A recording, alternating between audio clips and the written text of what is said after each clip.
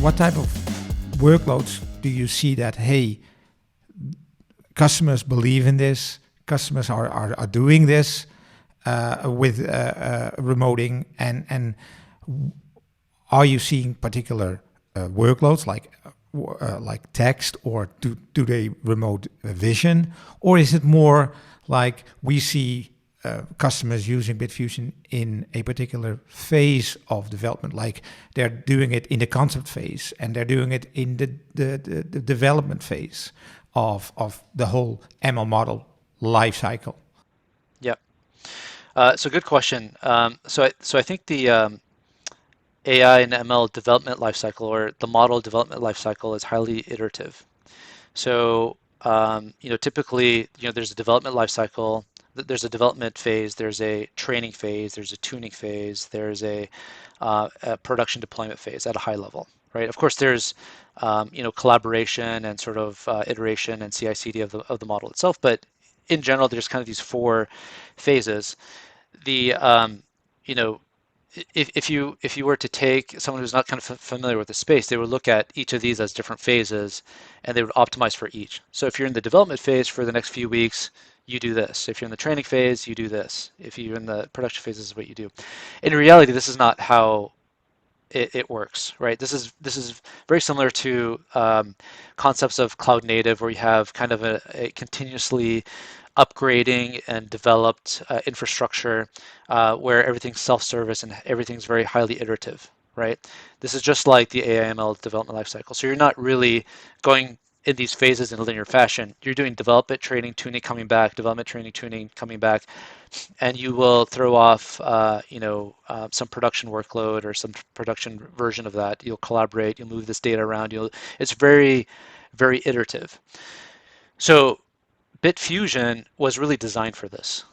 Bitfusion was designed for because we've decoupled the compute, the high performance compute portion, and the application, we can attach and detach those resources, big resources, small resources, very, very fast, right? So you could go from keeping your application on your laptop or on your server and your data there, and then you could attach and detach these expensive high performance machines dynamically. And when I mean that dynamically, I'm talking about in the order of milliseconds. Like, you request a GPU, you'll get in 10 milliseconds or less, right? So you could go to a small GPU that's available and inexpensive. You could go to a high performance GPU, etc., or a high generation GPU with a lot of memory at different parts of your cycle. And so what we saw is this is a huge improvement in your productivity, in the end user productivity. If you think about deploying this on the cloud, think about all the DevOps things that a data scientist who does not have a background in DevOps has to think about. You have to go on AWS or whatever cloud on the console. You have to figure out what instance type. There's thousands of them or hundreds of them. How much memory you need. Move your application to either EBS Store or S3. Then you got to figure out how to move your data there, or some sampling of your data there. Then you got to figure out, do I need to scale up, scale down? Do I use a CFN, like a cluster formation template? How do I do that? So you're forcing data scientists, or at least shadow DevOps teams, to figure out all this complexity just for you to run, going from development to training. That's an insane amount of productivity loss.